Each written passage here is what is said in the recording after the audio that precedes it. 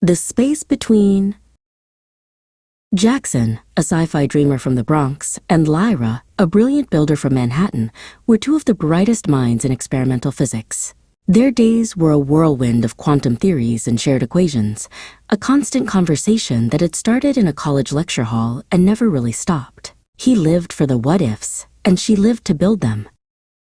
One night, the city hummed its usual lullaby, but Jaxon's phone buzzed with an energy all its own. It was Lyra. "Jaxon, you need to see this," she'd said, her voice a mix of exhaustion and pure adrenaline. "I think I finally did it." He didn't need to ask what it was. He grabbed his keys and headed for her workshop.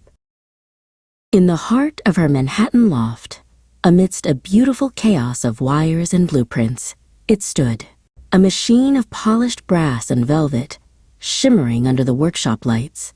It was a perfect replica of the time machine from H.G. Wells's novel, but with Lyra's own unique high-tech modifications woven into its design. "It's not for time," she whispered, "but for space, other spaces." Jaxon's eyes widened. This was the stuff of his dreams. He immediately saw a dozen ways to refine the energy matrix and stabilize the displacement field. For hours they worked together, a seamless dance of intellect and innovation, until the machine hummed with a power that felt ancient and new all at once. With a shared, nervous grin, they climbed inside. Lyra initiated the sequence, and the world outside the brass frame dissolved into a kaleidoscope of impossible colors. When the light solidified, they weren't in Manhattan anymore. They were on a planet with a violet sky and two suns, surrounded by crystalline flora that chimed in the alien breeze. Their wonder was short-lived.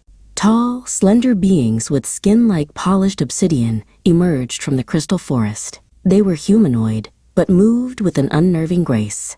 Before Jaxon or Lyra could react, they were surrounded, their incredible machine claimed, and they were led away as captives. Locked in a glowing cell, Lyra's confidence wavered. Fear crept into her eyes. "I'm so sorry, Jaxon," she whispered. He moved closer, his presence a steady anchor in the strange prison. "Hey," he said softly, taking her hand. "This is an adventure, and I have a plan."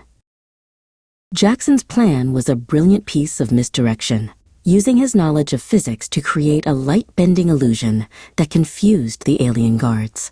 In the chaos, he unlocked their cell, and they sprinted through the alien city, back to their machine. The machine was damaged. While Lyra kept watch, Jaxon worked frantically, his fingers flying across the control panel, rerouting power and patching the delicate circuits. "Got it," he yelled. They scrambled inside, just as the guards closed in. The familiar chaos of colors swirled, and then the comforting, noisy reality of Manhattan snapped back into view. They were home. "I'm so sorry," Lyra said again. "I put us in so much danger." Jaxon just smiled. "It's okay," he said. "It was scary, but it was fun." And in the quiet of the workshop, she kissed him.